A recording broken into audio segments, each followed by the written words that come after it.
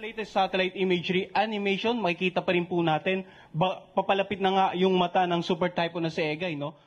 Lunes ng gabi nung bumiyahe kaming anim na magkakaibigan papuntang probinsya. 190 kilometers na lamang silangan ng Aparit, Cagayan. Tinatawag namin itong annual barkada trip bilang selebrasyon na din ng kaarawan ng isa sa aming kaibigan. 11 PM nang umalis ang bus mula Maynila. Maayos pa ang panahon ng mga oras na iyon. May kaunting ambon at hindi naman kalakasan ng hangin. Sa kabila ng balita na papasok ang isang super typhoon, ay nagdesisyon kaming ituloy ang biyahe sa pag-aakalang mahina lang yan.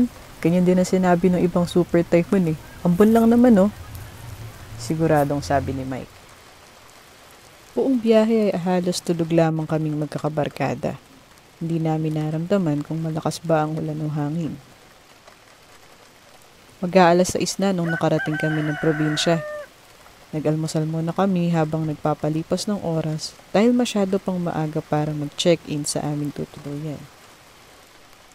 Habang nag-aalmusal ay napansin na namin na makapal ang ulap at mukhang walang balak magpakita ang haring araw. Mukhang nandyan na si Egay sabi ni Carl. Wala yan, panorte daw ang daan ng bagyo eh. Pagtutol naman ni Mike.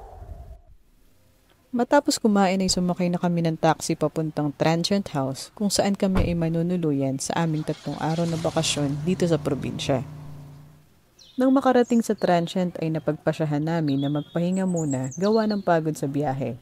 Malamig din ang panahon kaya naman nakakaengganyo talagang matulog. Guys, gising tayo ng 11 AM Lunch tayo tapos diretso gala na. Suhestyon ni Sam. 3 babae at 3 lalaki kami sa barkada. Tamang-tama sa 2 kwarto ng transient na may tig-2 kama bawat kwarto. 11 AM na ba agad? Parang ang bilis naman. Reklamo ni Nicole habang tinitingnan ng oras sa kanyang cellphone.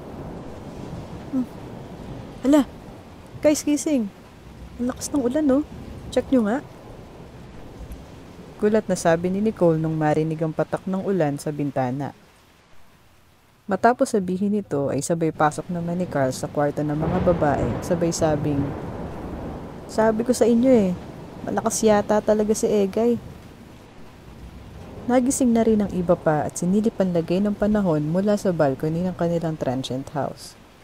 Ay, mukhang hindi tayo makakagala ngayon Malungkot na sabi ni Nicole. Nang makabalik sa transient ay naupo muna ang 6 sa salas upang manood ng balita habang nanananghalian ang kanilang baong tinapay at chichirya. Grabe naman. At talagang nawalan na nga ng kuryente. Guys! Napasigaw ang mga kababaihan sa pagkagulat dahil sa biglang pagkawala ng kuryente.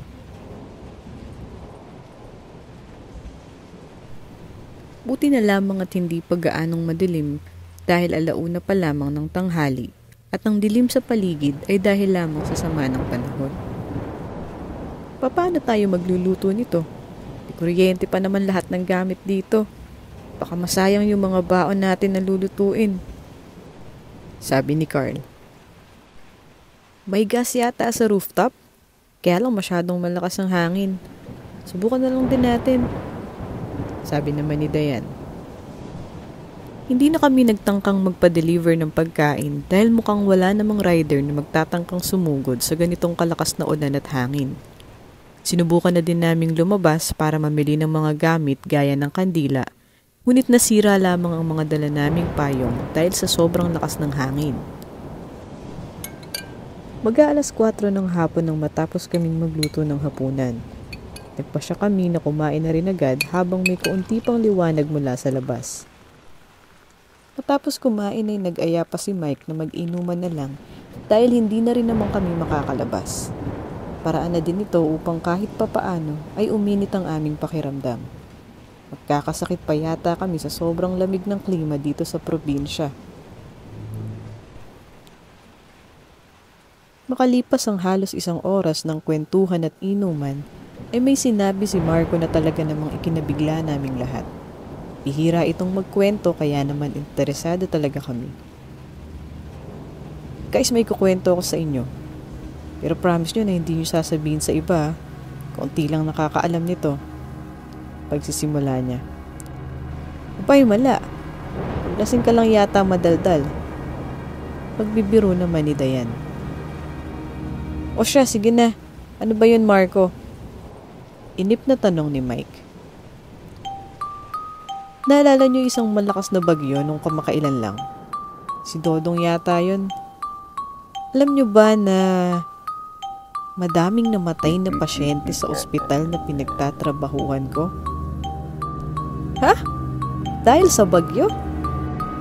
Dahil sa mga genset na hindi gumana. Paanong nangyari yun? Di ba automatic na ang mga genset ngayon? Oo, pero may kalumaan na din kasi yung mga genset namin sa ospital. Ayun, nung nawalan ng kuryente, di nag-automatic yung mga genset at medyo natagalan sa pagbukas yung maintenance boy. Daming namatay na pasyente sa ICU. Nagulat nga din kami dahil hindi man lang nabalita eh. Napigil siguro agad. Malaking kasiraan din kasi yun sa ospital pag nagkataon. Ang matindi dun, sinisisi nila yung naka-duty na tubero nung gabing nangyari yun. Ano naman ang alam ng tubero sa genset, di ba? Ano? Sinisi yung tubero? Bakit naman? Siya lang kasi yung naka-duty nung nangyari yun. Sabi naman ng tubero, bukod sa hindi niya kabisado ang pagpapatakbo ng genset, ay hindi niya rin talaga kakayaning puntahan mag-isa ang lahat ng genset sa ospital gawa ng magkakalayo ang mga ito. Hiruin mo, 6 yata ang building ng ospital at bawat isa ay may genset. Sa laki ng lugar, kahit tumakbo ka ay tsak na aabutin ka pa rin ng ilang minuto. Grabe naman pala. Hindi niya naman kasalanan yun. Ano nangyari sa tubero? Tinanggal ba sa trabaho? Ang sabi, hindi naman daw tinanggal. Pero hindi na rin siya pumasok nung makalipas ang ilang araw eh. Naawa nga kami dahil hindi naman talaga niya kasalanan. Kaya lang malas lang talaga na siya lang ang naka-duty nung nangyari yun.